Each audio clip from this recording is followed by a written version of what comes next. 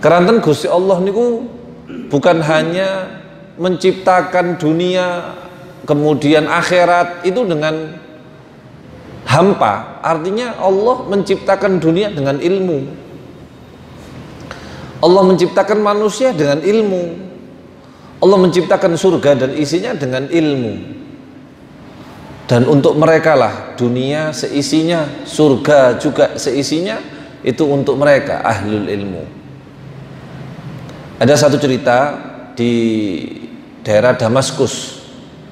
Damaskus itu mana? Suriah kalau sekarang sudah tidak ada ya, karena perang saudara di sana. Mudah-mudahan insya Allah Indonesia aman, tidak ada perang saudara, Allahumma amin. Nah, di sana itu ada satu pekuburan. Kalau di Malang itu kayak Kasin, kuburan di mana banyak ulama-ulama dikubur di situ. Kuburannya itu namanya dah, ya, kutuk dada, tapi dah. Ada tukang kubur, gali kubur di sana namanya Abdurrahman, ceritanya hadirin. Terus ini orang tidak punya, kerjaannya cuman gali kubur. Kayak ya kita tahulah penggali kubur niku yo napa uripe. Suatu saat ada seorang perempuan, ibu-ibu bilang, "Pak Rahman, saya ini datang dari desa jauh, bukan daerah sini. Kalau saya mau nguburkan jenazah di sini boleh enggak?" "Oh ya boleh, enggak apa-apa." Si orang tadi mengatakan, "Tapi ini bukan solihin, bukan orang soleh." "Oh enggak apa-apa, sudah masukkan saja, suruh sini." Ya akhir sudah. 2 hari kemudian jenazah ini datang. Ternyata seorang remaja, masih umurnya tidak ada 20 tahun, 18, 17. Nah, keluarga ini 2 orang tok yang mau masuk ke liang kubur, sehingga kurang 1.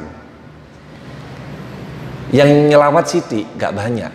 Jadi antara yang ngambil dari pendoso ngelebokno, sing nampani ndek isor iku mung loro tok. Akhirnya penggali kubur tadi itu ikut masuk nampani. Lo kok pas tepak di sisi kepala. Sisi kepala. Perhatikan dalam fikih, kalau kita memasukkan jenazah ke liang lahat, itu kakinya dulu, jangan kepalanya, jongkir. Kadang-kadang kan sirai dhisik. Jadi kakinya dulu yang turun. Jadi dari arah sini kalau mau tambah nih, akhirnya Pak Abdurrahman ini bagian kepala. Karena bagian kepala mau tidak mau dia harus jongkok dan membuka kafannya, kan begitu, supaya pipinya apa? Nempel. Ketika nempel, hadirin, ditempelkan itu, mau berdiri Pak Abdurrahman ini tidak bisa. Tukang gali kubur ini tidak bisa berdiri. Dodok sikile kaku, dan di depan dia seolah-olah kuburan tadi itu berubah menjadi taman bunga, hadirin. Antara halusinasi sadar tidak sadar, tapi ini yang dilihat oleh Pak Abdurrahman ini. Dia lihat kok kembang tok, dan dia duduk. Tidak berapa lama dia melihat ada seorang yang berkuda, naik kuda, terus turun dari kudanya sambil mengatakan, "Ya Abdurrahman, biarkan jenazah ini saya yang bawa." Kemudian dibawa. Ternyata Pak Abdurrahman ini pingsan, hadirin. Pingsan ketika buka pipinya si anak tadi itu, remaja tadi itu pingsan, seolah-olah dia ini bermimpi ngeliat taman ini. Ini bukan kuburan, ini taman bunga indah, wangi, sejuk, tenang. Terus ada orang berkuda bawa jenazah tadi. Jari wong-wong seakan nih ngeduke kenemenen, kengoyon. Ya, tadi ini apa namanya? Oh, iya capek apa?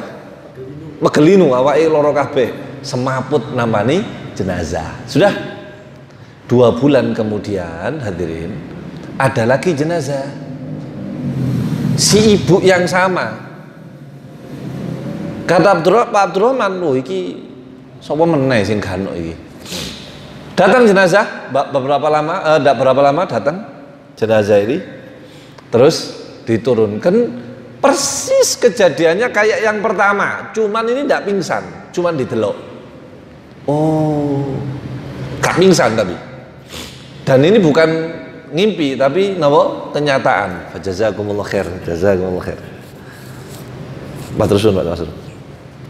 Nah, sudah ya. Setelah itu hadirin, dia ndak melok nguruk Pak Dasi, ndak melok nguruk, tapi mencolot, dia kejar ibu tadi itu. Tadi sing nguruki jenazah keluarga, ibu tadi itu pulang dikejar, terus dipegang. Wahai ibu, jangan pulang dulu. Kata si ibu ini, sampean nyakitin tangan saya. Sudahlah hati saya luka, sekarang sampean nyakiti tangan saya. Saya minta maaf. Saya mau tanya, sampean ini siapanya si jenazah? Saya ibunya. Yang kemarin siapa? Sama saya ibunya. Ada apa? Kok sampean tanya? Saya melihat kejadian seperti ini ketika menguburkan yang pertama, dan Anda tidak tahu karena saat itu Anda tidak ikut nyelawat, tidak ikut ngantarkan jenazah. Saya pingsan. Tapi yang barusan saya lihat hal yang sama, dan anak sampean dibawa oleh orang yang berkuda entah kemana. Tolong ceritakan apa amalan anak sampean. Si ibu tadi mengatakan, anak saya itu yang masih muda pertama itu meninggal pas mondok. Pas di pondok sakit sampai wafat. Jadi dikasih kemuliaan oleh Allah Ta'ala krono kulino membiasakan diri pas uripe teko nang taman surga Riyadul Jannah. Karena Nabi matur gitu ya, idza marartum bi riyadil jannah farta'u.